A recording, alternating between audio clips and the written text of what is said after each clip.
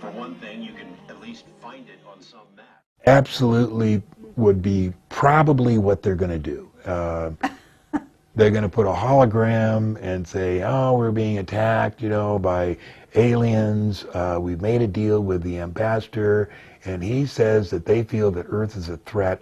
But if you all take any weapons you have and turn them in, that they'll give us a second chance. I would take them and freeze them in a position 20 miles out at 7,000 feet, 560 miles an hour, put them in the seat, say, and then give them 2 minutes of looking at the horizons, show them where the World Trade Center is, and say, I'm about to release you. When I do, you'll have 1 minute and 50 seconds to hit dead center. It's impossible. At the height of my career, as proficient I was in every kind of airplane, there's no way I could have done that. I mean, it's just too complex. The same thing with 2012. It's just going to be a year like every other year. We're going to continue to have these wars. We will probably have a nuclear war, but things are just, going to go along fine. And I even have a hunch that you might have been part of MJ-12 at one point. It was December 6th. Of 1988, Bob sits down, and he says, I saw a disc today. And I'm writing out checks there, and I'm not paying attention. I said, what?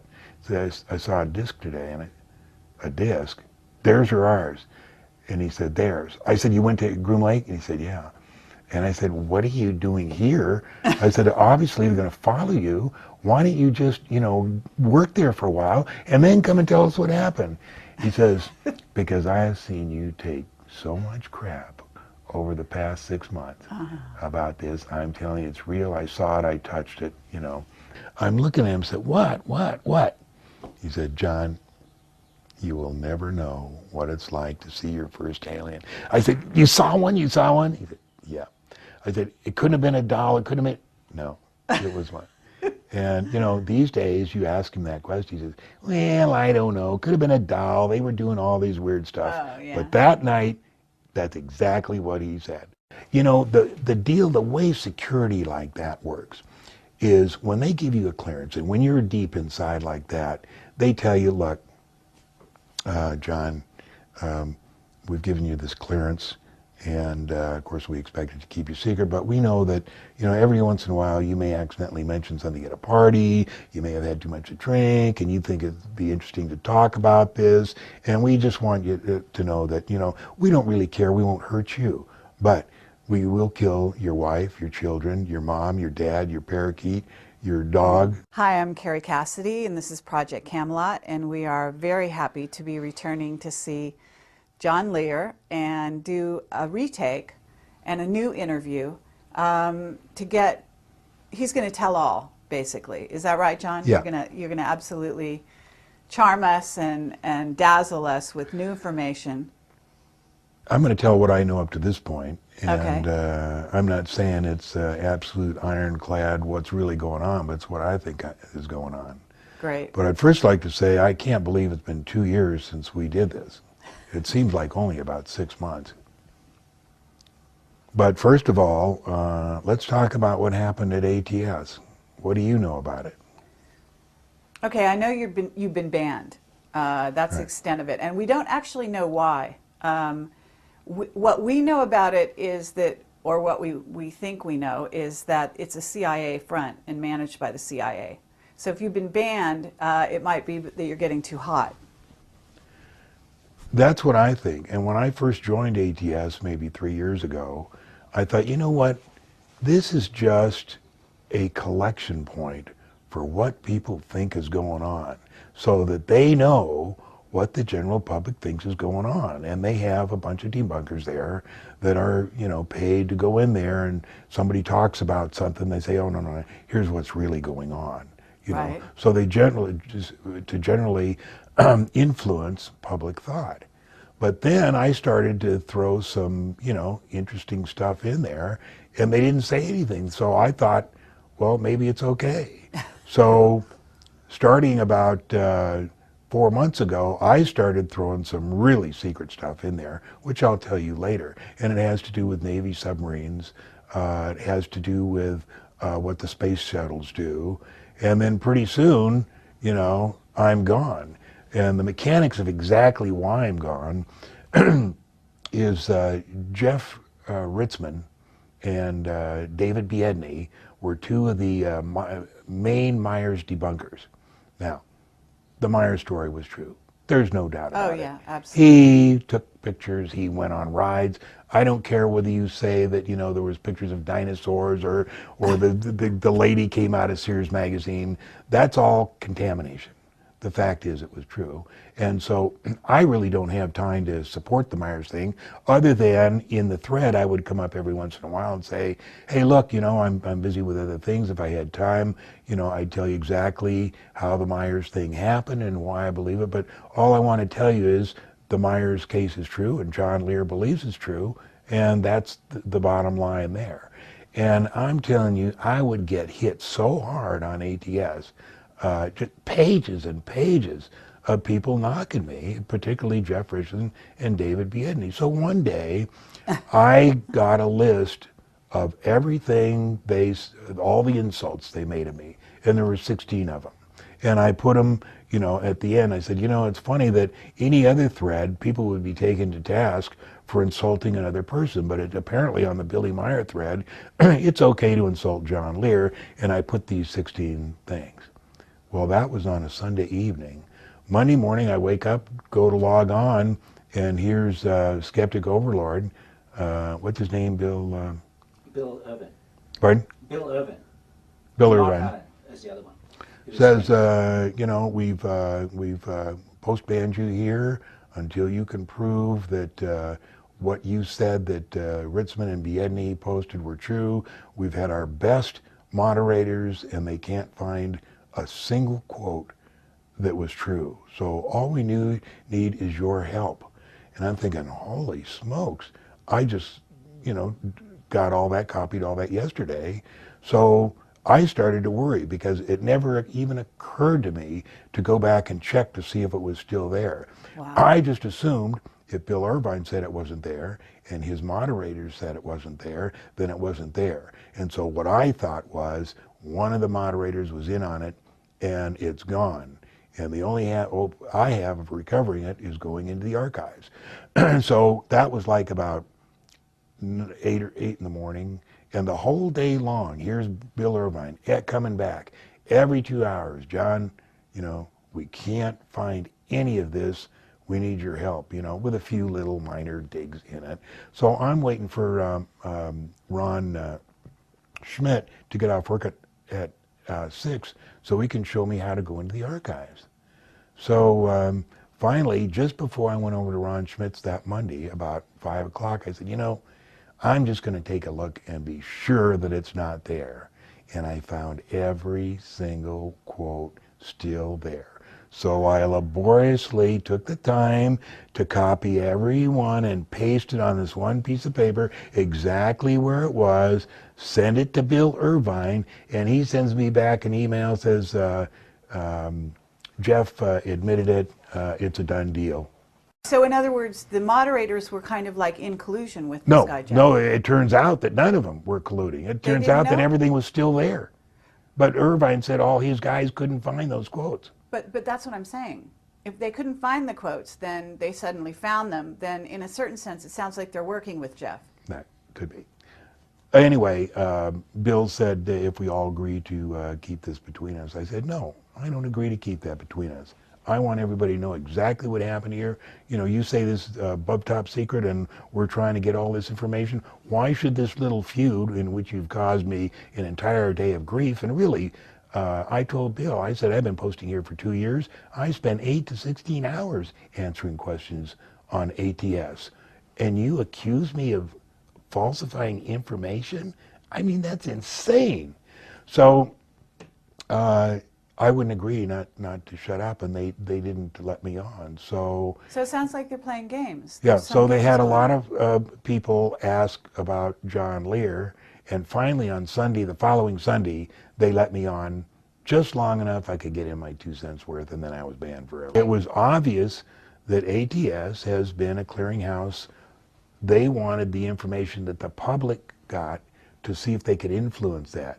They weren't interested in having good stuff come out Right. there that the public could see. And I'm telling you, I was telling some good stuff, and I was getting away with it. Well, And let's it get was that really, good stuff on here today. it was really surprising. They And were we'll letting get me around get that. away with this stuff, and because I know what's going on, and so then it rapidly came to a halt. So now we've talked to several people at ATS, and they said nobody gets to put any more good stuff on. It's got to be backed up 100%, or they're banned and their post is deleted.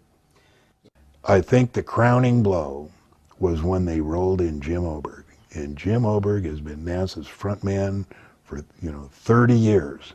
He knows everything about everything. And when we got into the debate on the neutral point, which I'll discuss later, which absolutely proves that there's 64% gravity on the moon, I got Jim Oberg.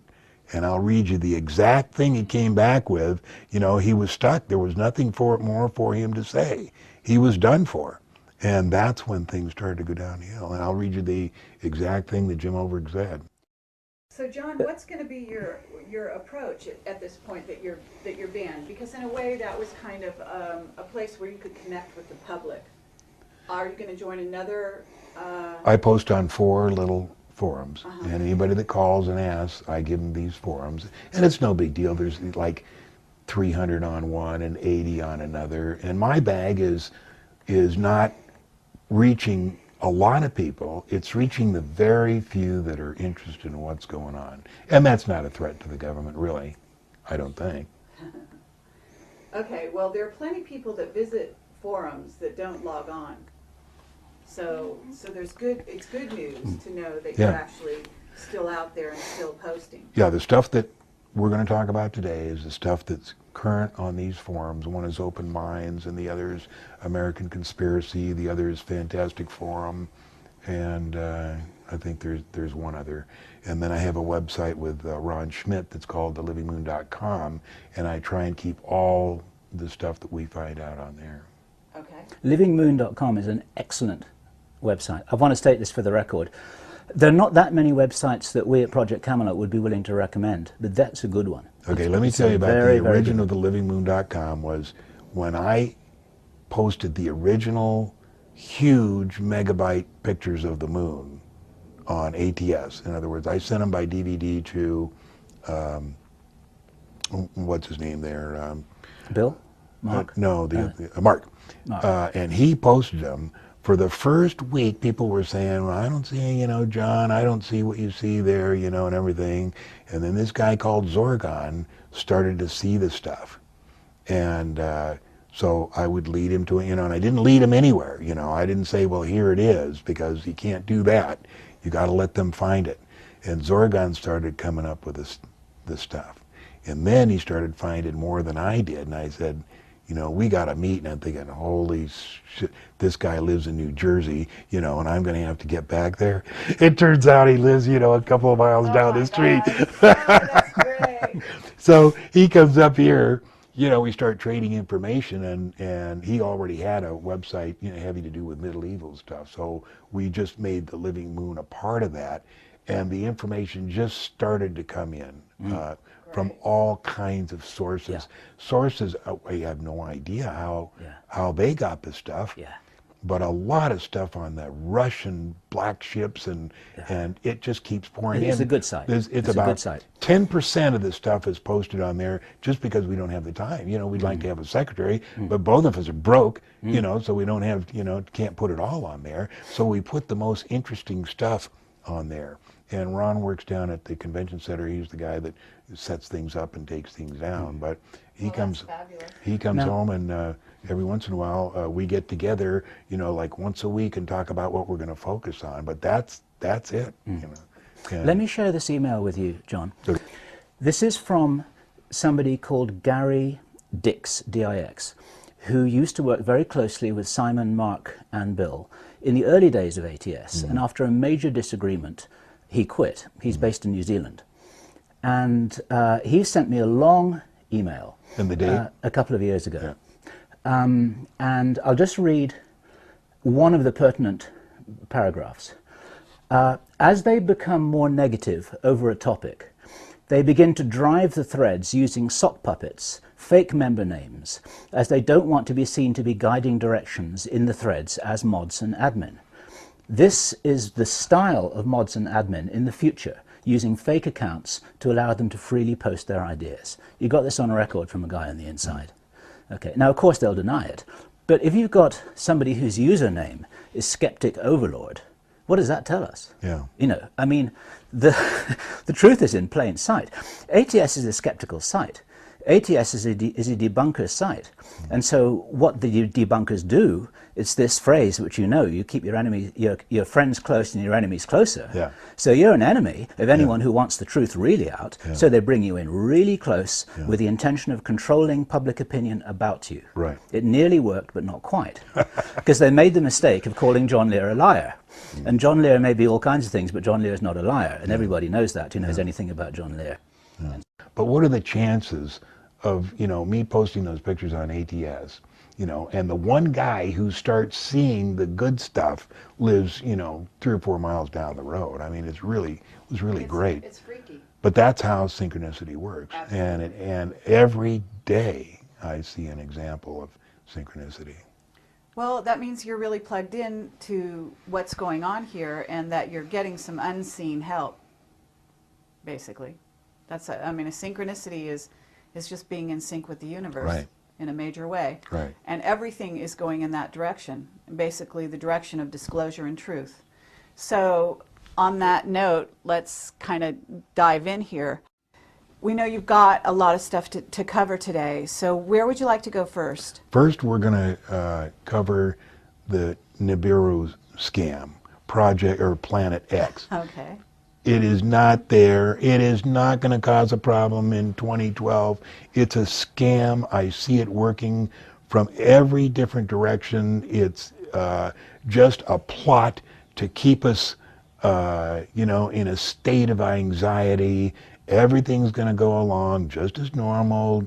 The world isn't going to disintegrate. There's going to be no planet that comes and shakes everything up. Everything is going to to just okay, fine. are you saying this in general about 2012? Yes. Or are you saying this also Specifically about Planet X, Planet X? or Nibiru, or whatever you want to call it, and 2012. 2012 is like... It's just a year. Is what? Is it just a year in your opinion? Yeah, it's just like, what did we call this, Y2K? You know, we all got generators and food and everything was going to collapse. The same thing with 2012. It's just going to be a year like every other year. We're going to continue to have these wars. We will probably have a nuclear war, you know, but things are just, you know, going to go along fine. There is going to be no Okay. Where do you get your information? Are you just coming to this conclusion in your own head by putting 2 and 2 together, or do you have an inside source that's telling you No stuff? inside scoop. I have never had an inside scoop on most all of my information.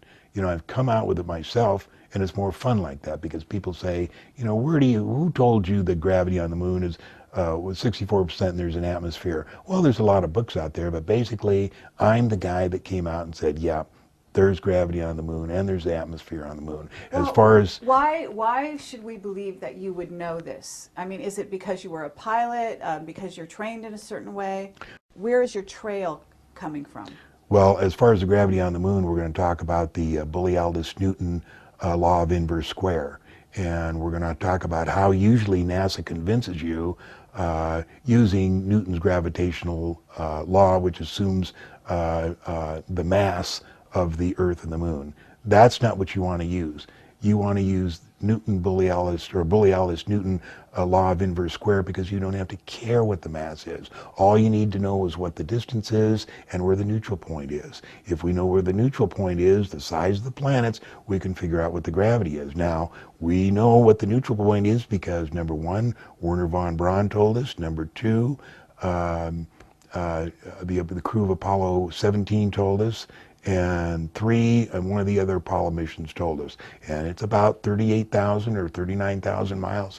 And if you work out the law of inverse square, it comes out to be the moon is 64% gravity of the Earth. That's all there is to it. You don't have to assume mass. And as far as Planet X and Nibiru, that's based on 65 years of listening to bullshit. about what's coming on and what disaster is coming next. It's just I know that there's nothing going to be happening. It's just Okay, BS. let me ask you, just because we have several witnesses that are giving us evidence I and know also you do. some secret I know you evidence do, in and this that's regard. why Now, we're certainly in question about this. We have not reached a conclusion ourselves. However, first of all, there's the South Pole Telescope. There's also the interest of the Vatican and the Jesuit footage that came out, with Barbato. Maybe you've seen the footage, maybe you haven't. Maybe you can give us some background on why you think that footage is not accurate or not real. And then there's also the heating of the planets. How do you account for the heating of the planets and the activity on the sun, which is going to reach a peak in 2012, as being meaningless? Are you talking about global warming? But it's not global. And David Wilcock and Richard Hoagland have gone through planet by planet and shown you how there's increased activity all the way down, and that there's actually heating up. Yeah. It's information in the public domain that every planet in the solar system is heating up. It seems to be connected with solar cycle 24. And then some people say that there's something else that's driving this. I wouldn't even pay any attention to it. Everybody gets to believe what they want. In 2012, you can look back and say John Lear on April 2nd, 2008 said it was all bullshit. And if it wasn't, I was wrong. But, I think it's a total scam. I'm sure you've rubbed shoulders with the Intel community. You know that your office is bugged. You've demonstrated that to us. There's a reason why they bug you. I mean, first of all, you're a pilot from way back. You're incredibly respected. You have a background, military slightly, and I even have a hunch that you might have been part of MJ-12 at one point. Okay, so you've known all the insiders. You knew.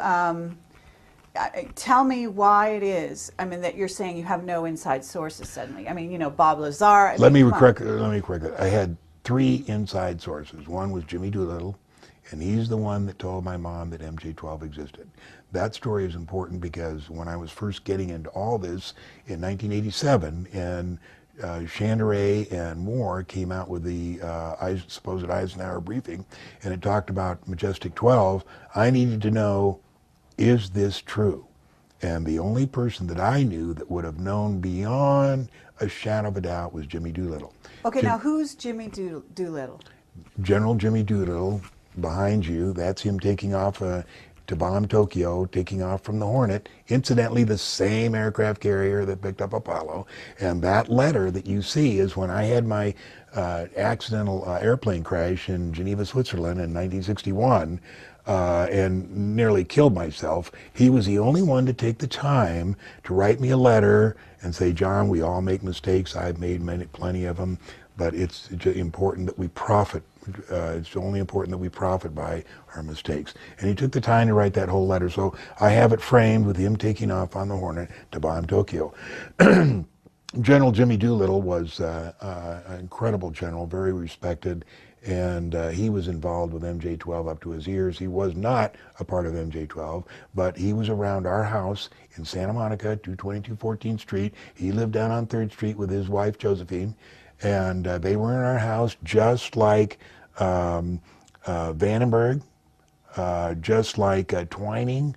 All those MJ-12 guys were around our house. But, I didn't know that at that time, and my father never said much about UFOs other than that he believed them. And I never found out any of this stuff until I got into this stuff, 1985, 86, and Doolittle's name kept coming up time after time after time. Now, I knew him, and there's autographed pictures all around this den of Jimmy that I've asked for, and I saw him at various like SETP, which is Society of Experimental Test Pilots, and to say hello and everything, but I didn't really know him that well.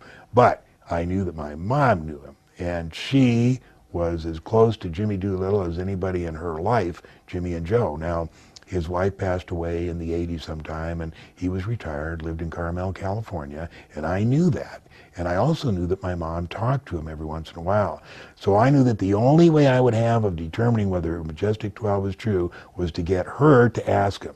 And it took about 6 months to get together, to get it together, because she's always hesitant, you know, to do stuff like that. But I finally got her to do it, and she called up and she said, Jimmy, how you doing? Da da da da da. By the way, John's interested in this stuff, and I just want to know, was Majestic 12 real? And he said, yes, Moy, it was, but I can't say anything about it. That for me was, you know, the beginning of everything. Because if Majestic 12 is real, then it's a possibility the briefing papers were real. And if they were real, then everything else is real. Right, So, because why would you put together something like MJ-12 under Truman to investigate or manage the UFO story unless there was, you know, if there was no UFO story, right? There's got to be a UFO if you're going to put together a group. So I'd have to say that was my first insight. So now, tell me something. You must know the history to some degree. I mean, you've been around a long time. You've seen them in operation. You must have met some of the insiders. And I have to say that I think they would have recruited you. Am I wrong? No, You never got an offer. No, I'm just, you know, I was You're a just pilot. I didn't know anything, you know, until 1984 when But you somebody. know a lot now. Yeah, Look at this office. It's incredible. yeah. You know, up till 1984, my sole interest was SR-71, F-19, stealth fighter, Okay. stuff like that. As a matter of fact, you can go on the internet. John Andrews, who was vice president of testers and eventually made the sport model. Right. You know, he and I had letters going back and forth. He'd say, hey, you ought to look into this flying saucer deal. And I'd say, no, it's bullshit. You know, I don't need to waste my time. That letter's on the internet. You know, my interest didn't start till, you know, in 1985, I think we had I used to run the reunion for all the Southeast Asia pilots that, you know, that worked for CIA, and I'd run the reunion here in Las Vegas called China Post 1. And we'd have it every 2 years. And one of these years, and I think it was 1985, a friend of mine whose name was Greg Wilson, he was a Raven. Now the Raven were the Air Force guys they'd take out of the Air Force, sheep dip them, they'd give them civilian ID, they'd come into Laos and they'd fly, you know, the O-1s, and they were the Ravens, and they'd go out on the PDJ and all around and do all kinds of amazing things. Anyway, he attended the reunion. His name was Greg Wilson. And he got to talking to him, hey, where all you been? He said, well, you know, here and there, still flying A-10s. I spent a tour at Bentwaters. And I said, Bentwaters? That was the place, you know, supposedly in, you know, 1980 that the flying saucer landed. He says, no, John, not supposedly, it did. I said, I didn't get to see it because I was confined to quarters, but I know the guys who did. And I said, what? I said, you're telling me this stuff is real? He said, oh, yeah. So here's a guy that I flew with in Southeast Asia, hadn't seen for years. I give him this outrageous, you know, question about, you know, Bentwater. He says, yeah, I was confined. I didn't see it, but I know the guys who did. So that's what piqued my interest. That's 1985, you know.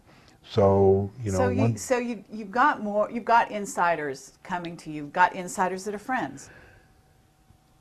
I wouldn't say he was an insider. An insider like is Bob Lazar. Right. And the only other insider, the real insider, I mean the guy, and it's been like, you know, if you guys were here 2 years ago, that's probably been like 5 or 6 years ago. I can't remember when I met, well, I know when it was. Yeah, it's been a long time ago. It's been almost 20 years. I used to live up in Idaho. He was retired. He told friends of mine a lot more than he told me. But just before he died, he came down to Vegas and more or less said, what do you want to know? And I didn't even know what to ask. And his name is?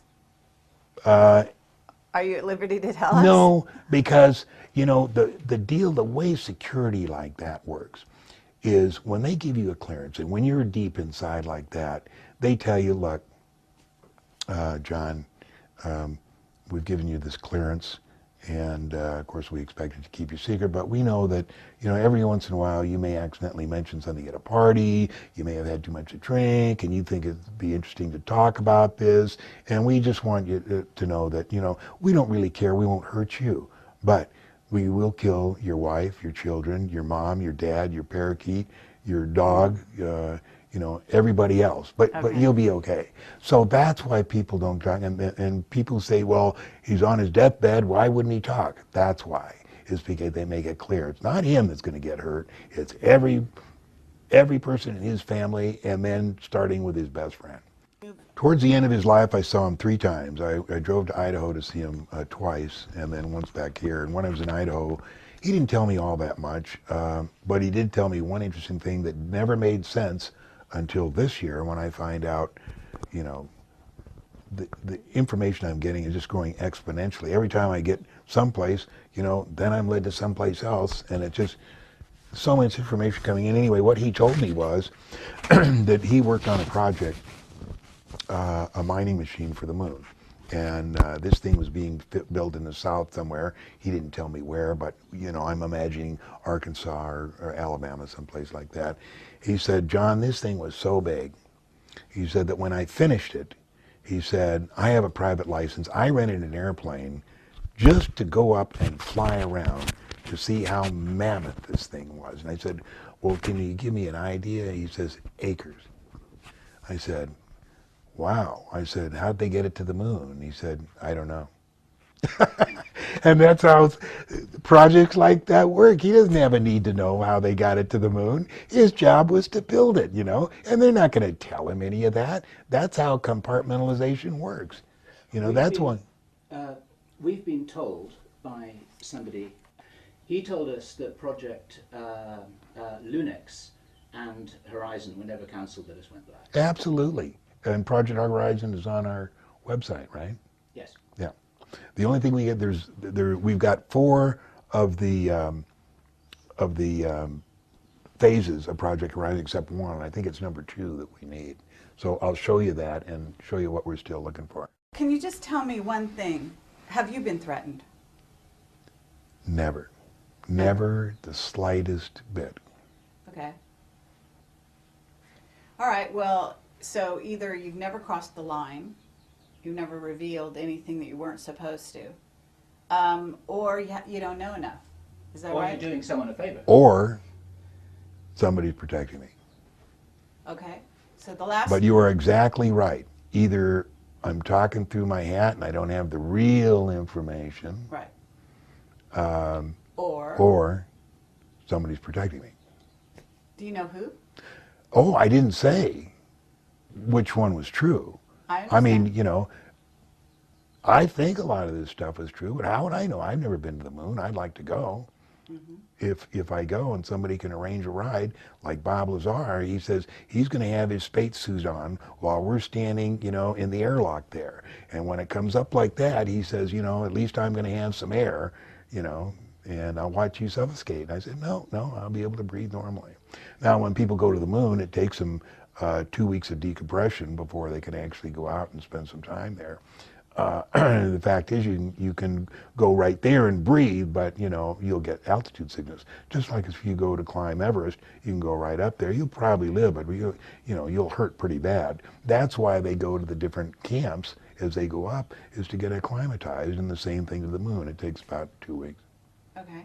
So tell us how the moon got where it is, because you know that the moon is a satellite that's actually a fake. Right. It's a spaceship. It was towed into orbit, I would say 30 to 40,000 years ago. Now, the reason I say 30 to 40,000 years ago is because it's still within the history of man. Velikovsky talks about the different proselenes and the different civilizations that talked about the time when there was no moon, and then when there was 2 moons, and now we have 1 moon. This guy here, Norm Bergman, wrote The Ringmakers of Saturn. It's an excellent book. Norm Bergman is very qualified, was for 40 years a scientific part of both NACA and also Lockheed. Retired from Lockheed, I think about 15 years ago.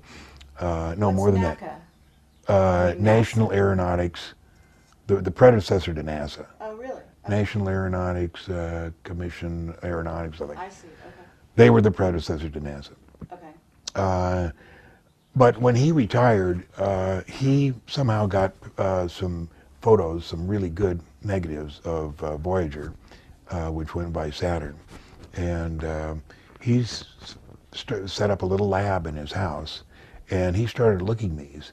And he ended up writing Ringmakers of Saturn, and what he shows you here is what he found in the rings of Saturn is 3 vehicles, spaceships, the biggest of which is 31,496 miles long and 2,422 miles in diameter.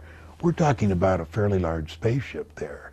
Now, Norm Bergman, when he wrote this book at the beginning, it's very good. He says, now look, he says, I'm going to be talking about some stuff that is very interesting, but you can't skip a page, you can't skip a word that you don't know. You have to go from the beginning to end or you won't understand what I'm saying. And I did go from beginning to end.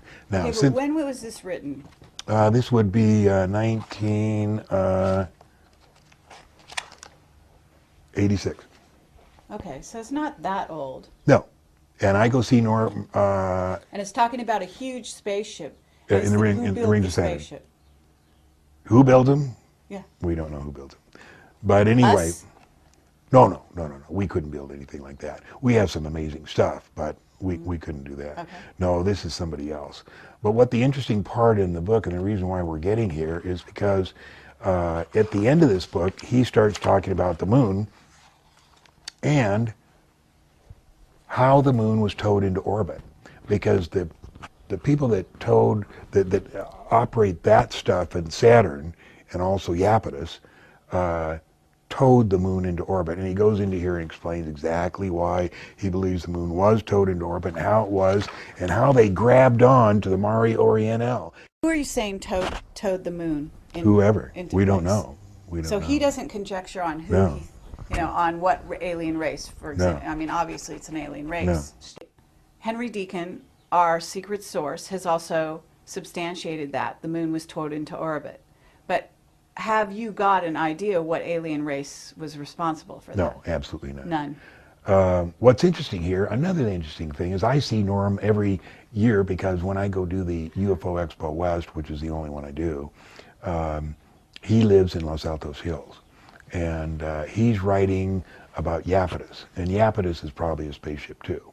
Okay. And so we got to get in touch with this guy.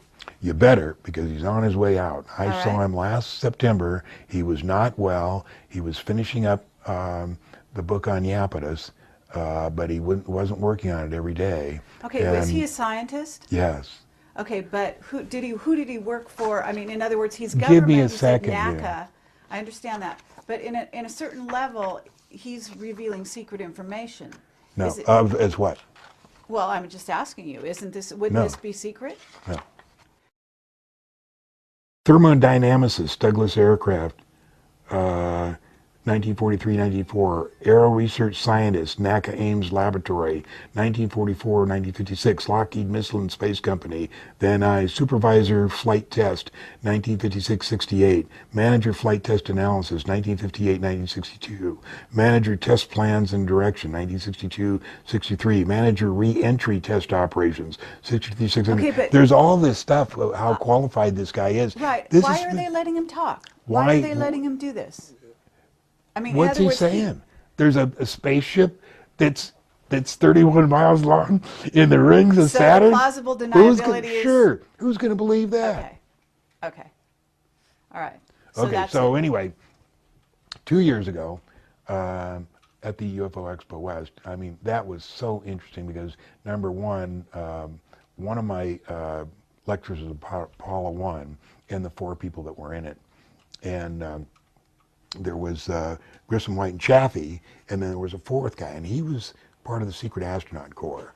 And the reason they had to keep it secret is because if the public were allowed to know there was a 4th guy in there, then they would not want to know who he was. And there was no possible way that NASA could ever reveal that there was another guy in there, because they would have to reveal the secret space program. And the secret space program started in 1959, and they're the ones that went to the moon in 1962. They went to Mars in 1966.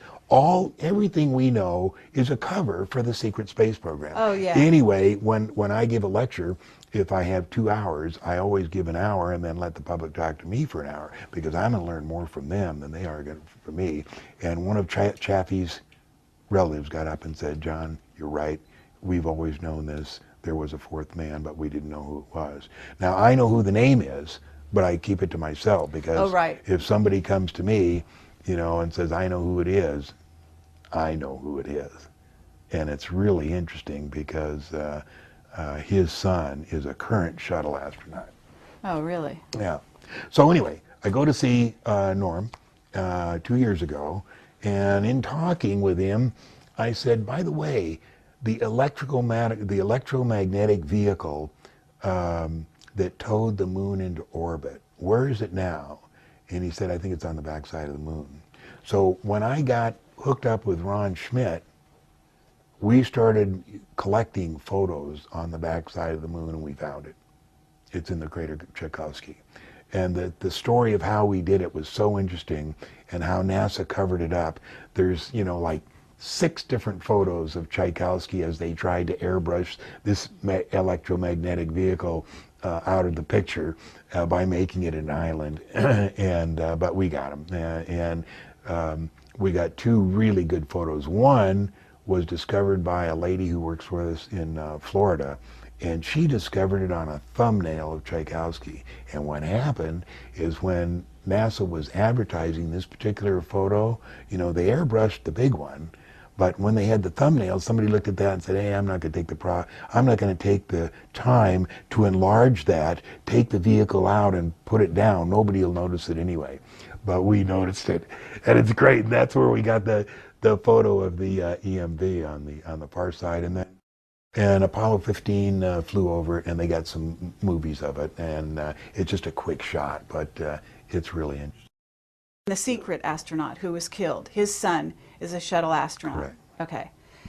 And this is interesting, because it sort of shows how they bring someone into the fold who might have something to tell the world at a later date. Right. But if he's a shuttle astronaut, he's not going to talk, right? He's in the fold. Right. Same thing with Grissom's son. Oh, really? He's in the See, program. this would be an interesting investigative angle, would be, what about all the sons and daughters of the astronauts? Do they all work for the company? Yeah, it would be.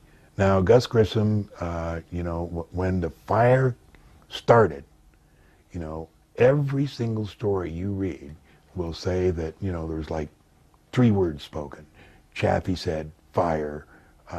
Somebody said, "It's getting hot in here." But in every single story, Grissom doesn't say anything. Now, as you know, Grissom was the most highly critical and vociferous astronaut in that program. He came out, before they were supposed to go up there, he said, "There's 60 major things with this wrong. How can we possibly be flying this?" He's the one that hung the lemon over the Apollo, and NASA hated him. Now, I've been told by guys I consider insiders, and there's another one, call him number 4, that NASA didn't specifically kill those guys, but they let it happen. They knew it was going to happen, and they just let it happen. But why? Well, there was a number of reasons. Number 1, they needed more time.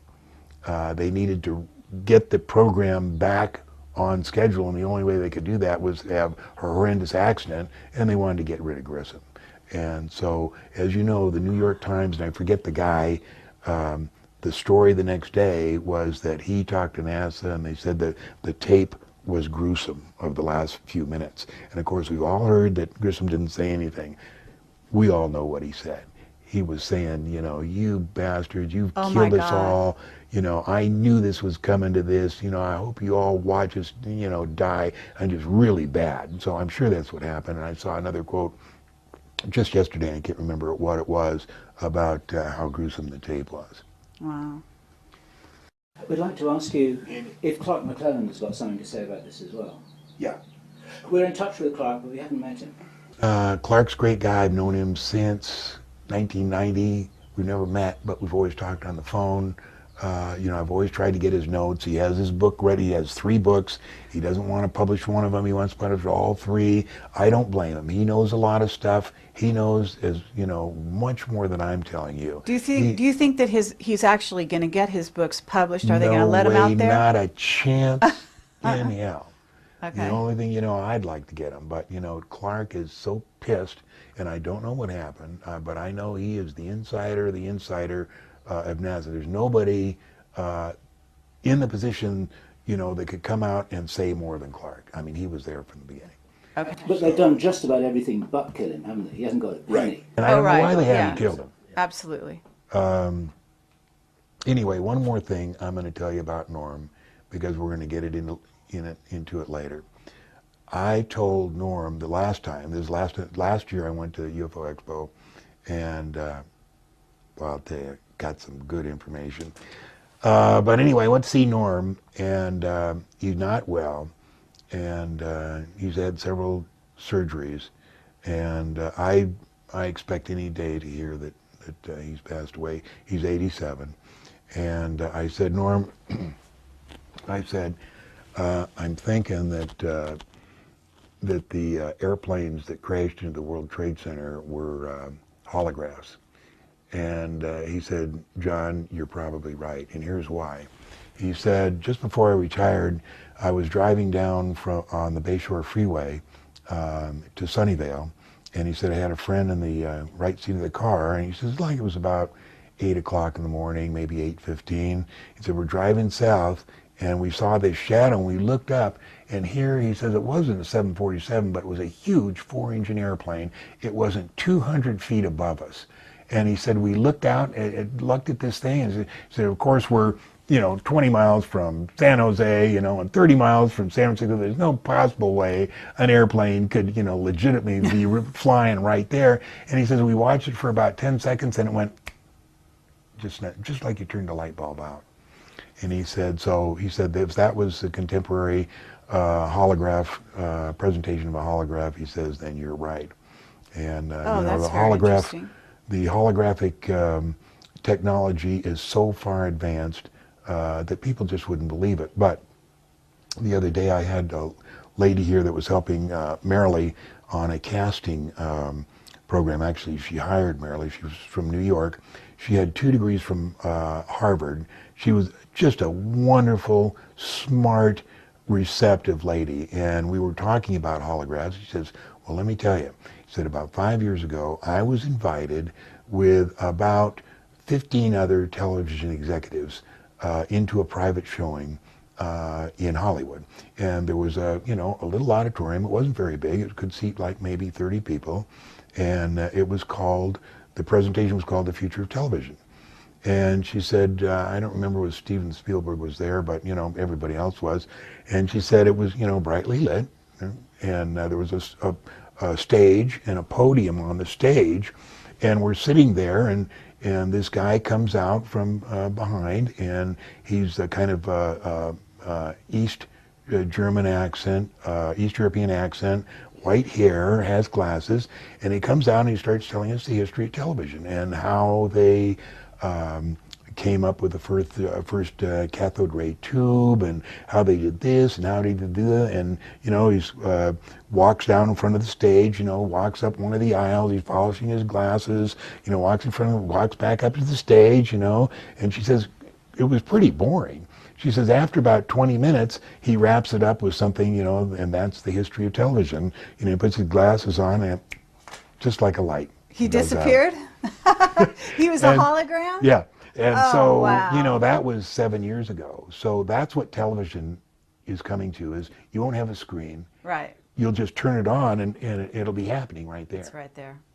That's great. So well, that makes sense. the reason I because tell you the that Yellow story, Book, they had the Yellow Book, right, from the crash in 1947, apparently. So, and that's substantiated by Dan Birish over and over again.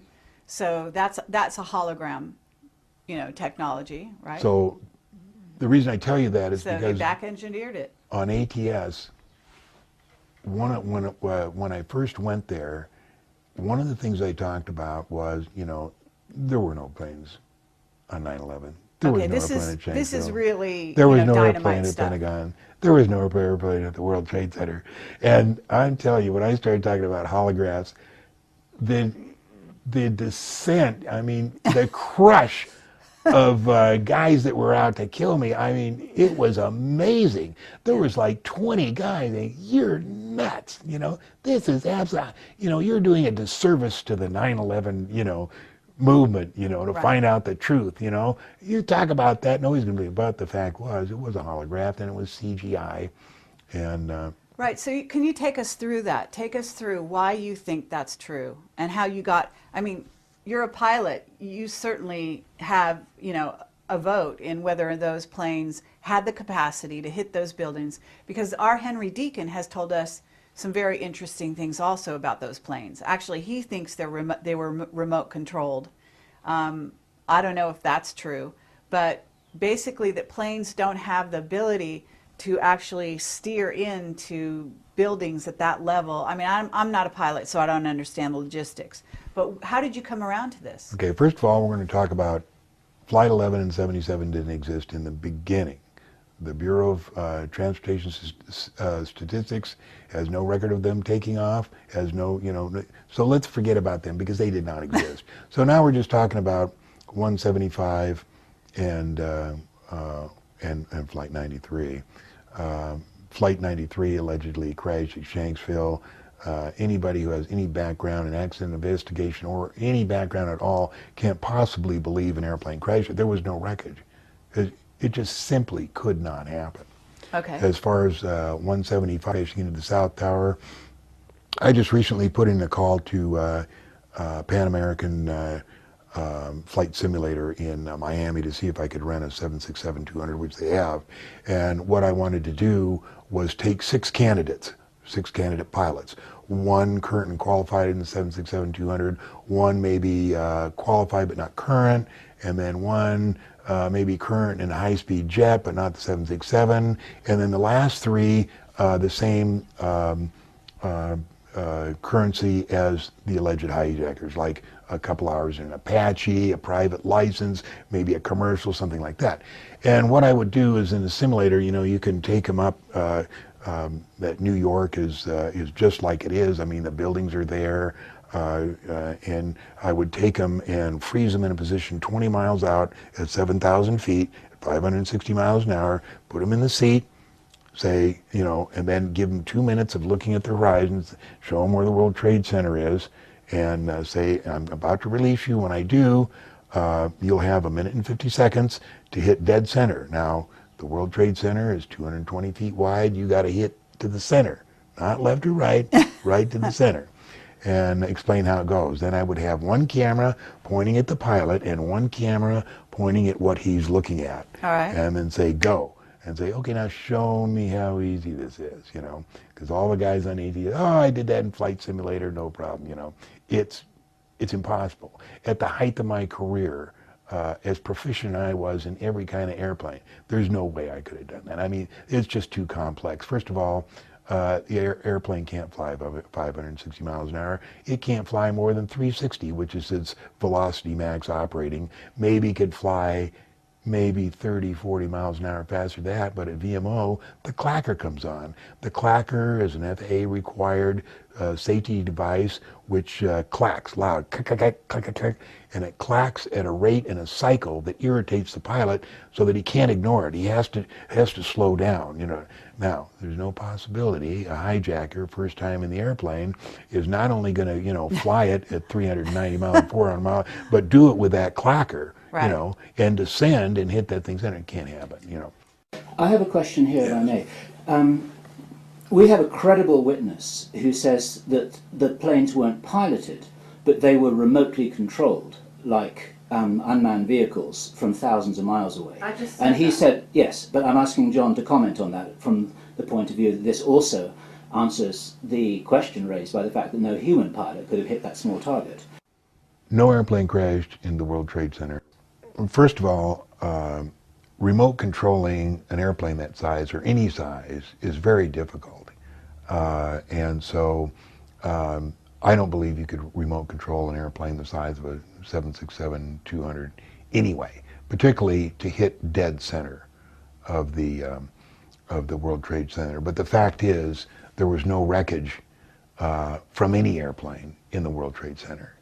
And by no wreckage, I mean that nothing was found of any size anywhere around. Now, there was a panel of a fuselage that you see with 5 window shades, but when each airplane, American Airlines, the North Tower, and United Airlines, and the South Tower, hit, it was 2/5 of a second while they disappeared into the airplane. So in 2/5 of a second, you're not going to have a panel about 7 feet long drift down, you know, and just be lying there in almost perfect condition, unless it was accompanied by Mohammed Atta's passport. The only other thing that was found was the engine on Murray Street, and the engine on Murray Street has been identified as either a CFM-56. CFM stands for Senecma, or the CF-6, which was a 767 engine, which was developed out of the CFM-56. But whichever one it was, the CF-6 or the CFM-56, it had to be General Electric. And unfortunately, or fortunately, United Airlines used strictly Pratt & Whitney. So that engine that you see flying off, and that engine they say is from 175, isn't from 175, because the guys whose job was to dump it off there, you know, in a smoking, smoldering thing, dumped off the wrong engine. There was a lot of things that the perps did that were suspect here.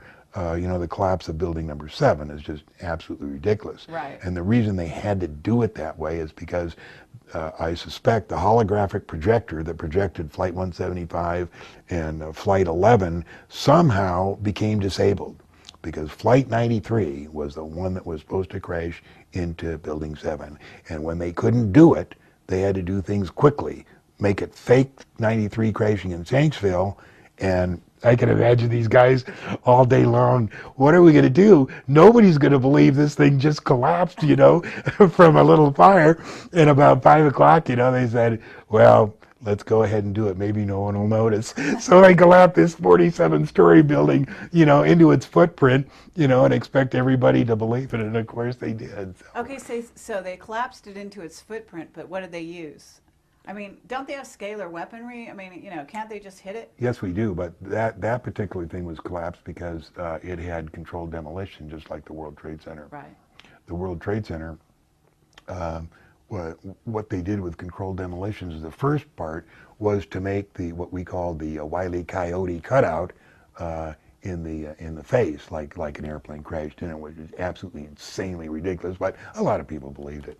And then the other thing is they had to use controlled demolitions to cut each girder to 30 feet so it would fit on Rudy Giuliani's trucks going out of town.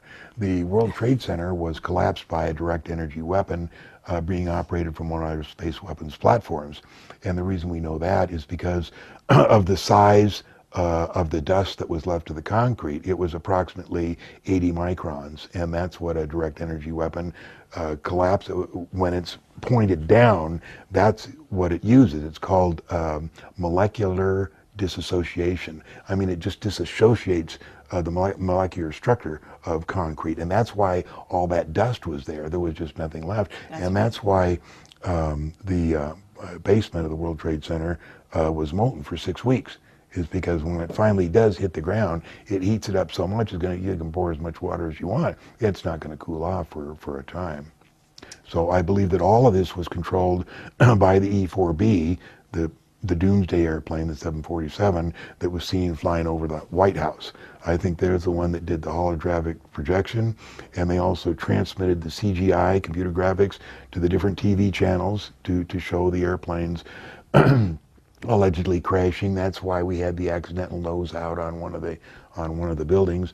They were the ones that sent the alleged cell phone messages, which never occurred.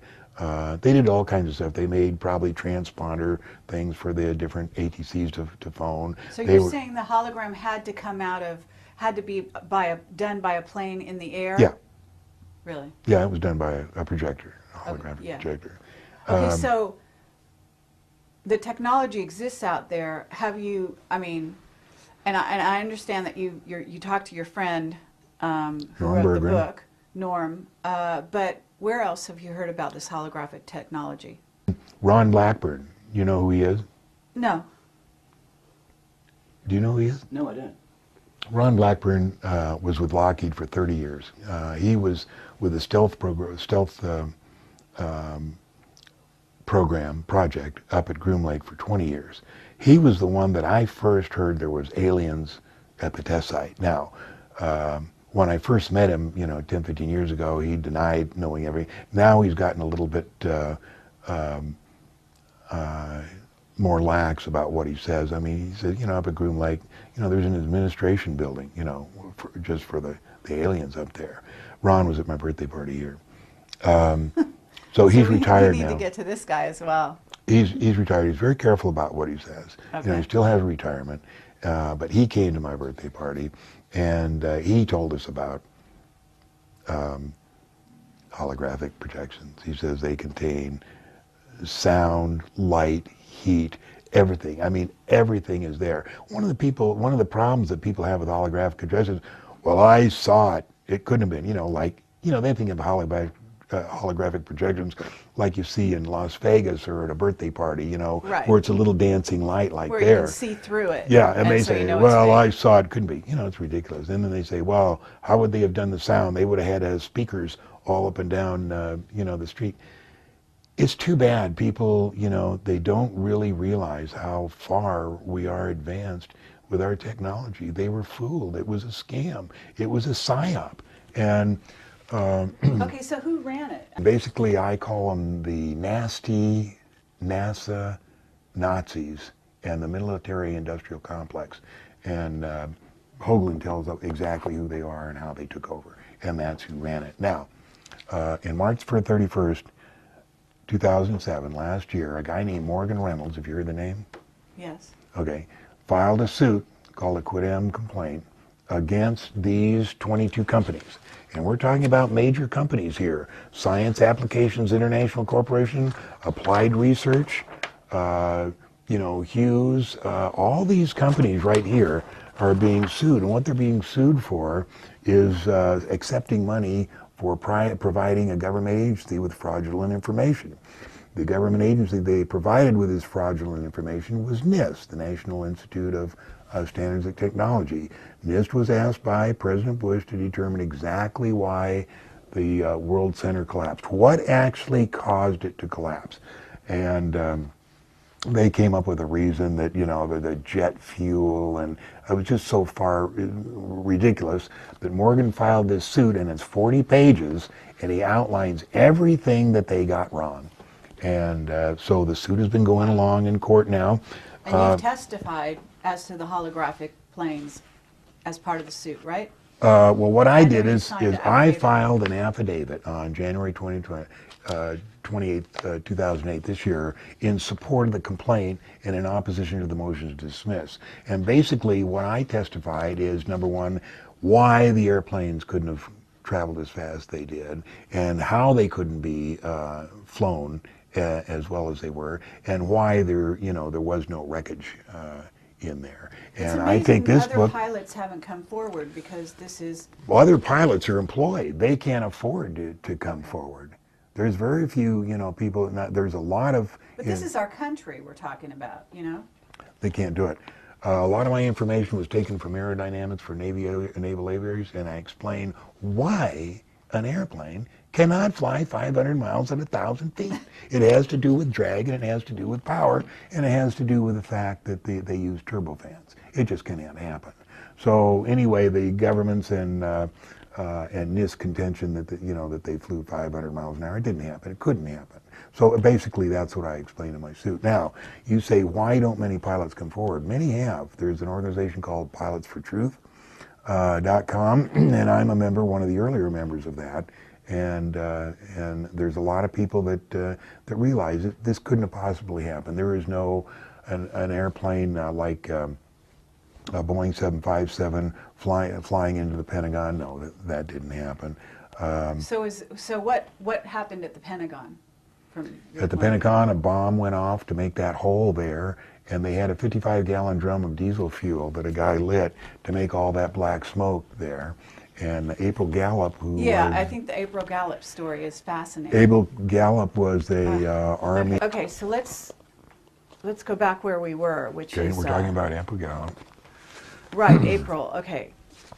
April Gallup was a Army specialist, and I forget what her job was, but she had a top secret clearance. She was sitting about 40 feet from the where the explosion made the hole in the front of the Pentagon, and she had her 6-month-old son right below her desk, and she thought that was odd because, you know, usually when she went to work before going through security, they had to put the little kids in daycare, but on that day, security said, no, take the kid in with you. So she had it. She had the kid right below in his little holder there, and she says it was really strange because as she pressed the on button for her computer, that's when the building exploded. And she said a lot of debris came down on her, and she saw the hole over there, and she thought, I got to get out of here. So she picked up her kid, put it over his back, and went towards that opening. And she got through that opening onto the grass, which is where eventually triage was set up. But she said she saw no missile, saw no airplane, smelled no fuel. There was no airplane in there. And later in the hospital, she got interviewed by Army intelligence, and they asked her what she saw. And she started to say, I didn't see anything. And they said, no, yes, you did. You saw a Boeing 757 crash into there. And she says, no, I didn't. I mean, there was nothing there. And she's gone through hell for the last 4 or 5 years trying to get medical care.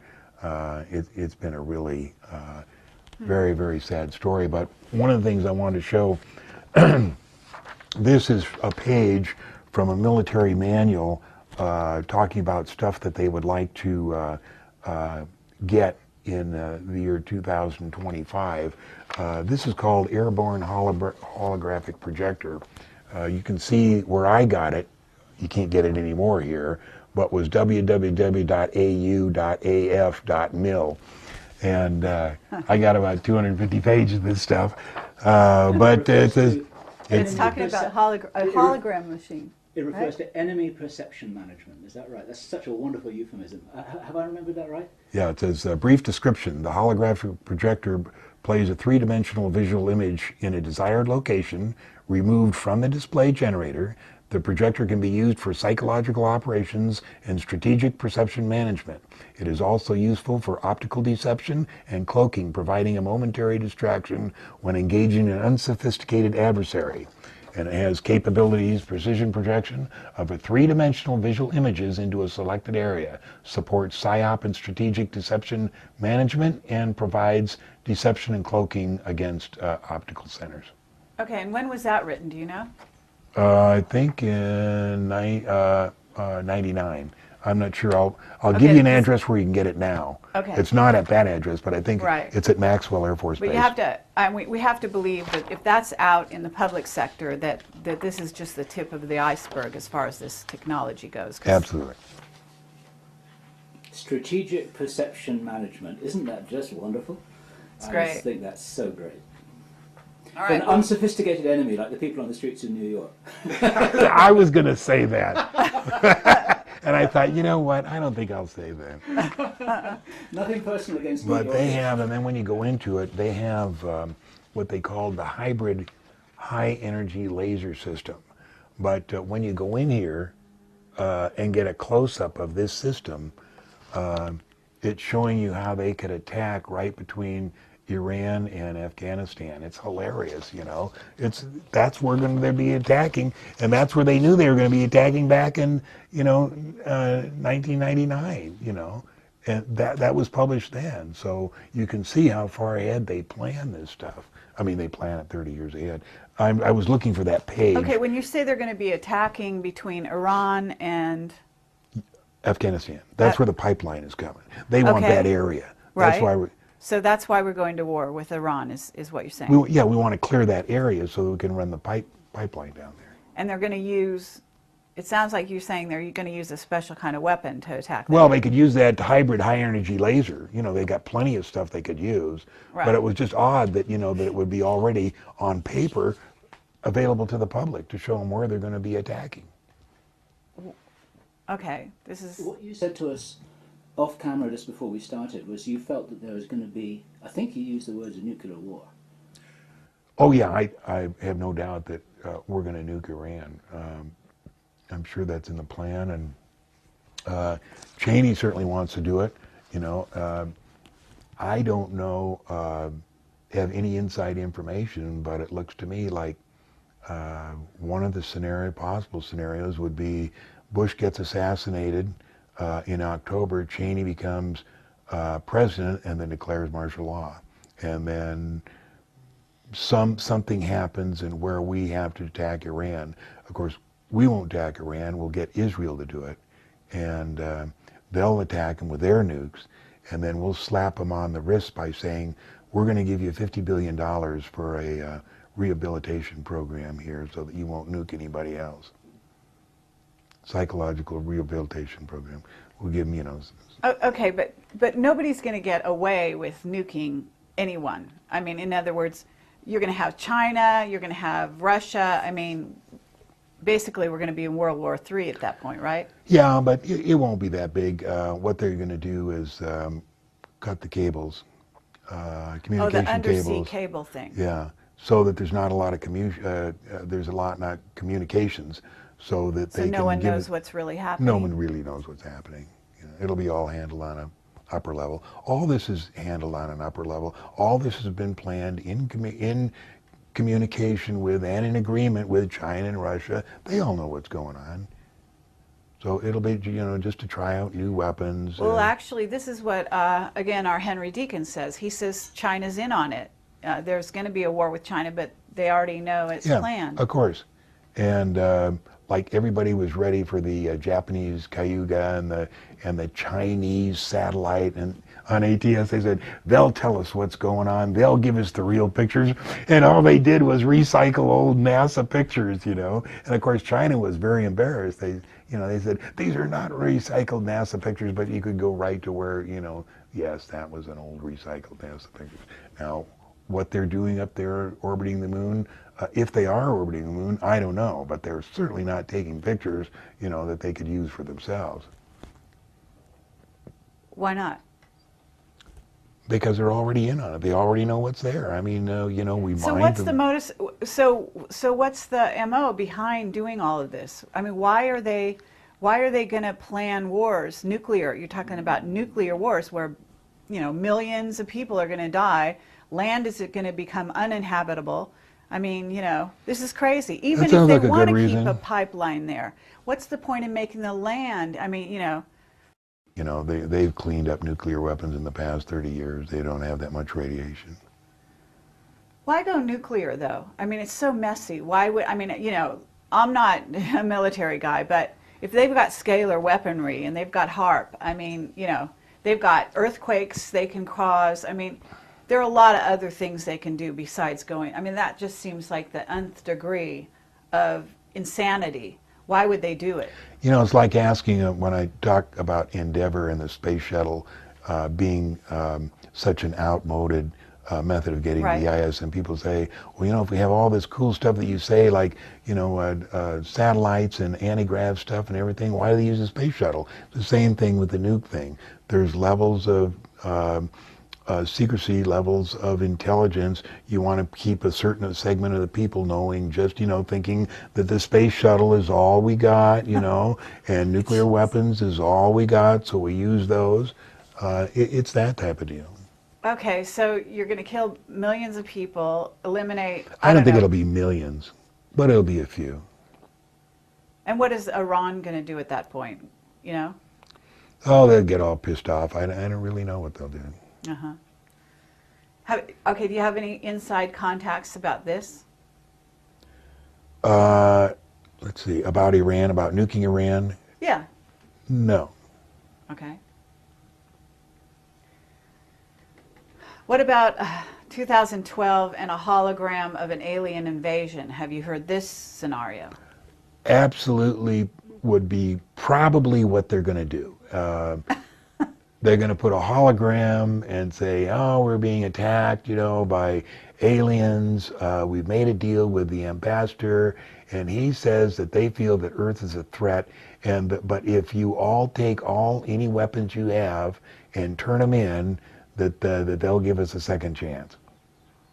So at that point, we have one world government because they can put everybody under the same roof, and basically all the countries. You're talking not individuals bringing their rifles. Yeah, individuals. Yeah, that's one of the things. Forward with their. That's one of the things the aliens want, is for all you guys, to turn in your individual weapons so that they don't feel so much of a threat. But aliens, come on. Okay, so this is a scenario. It's a scenario where the government wants to disarm us, and the way is to put a hologram up there of an attack, and they say we've been in communications with them. A common enemy, and it's a fake enemy. And you can really help us if you'll turn in all your weapons. Of course, by the time we've turned in all our weapons, there's not much we can do when we find out it's just a scam, like 9/11 was.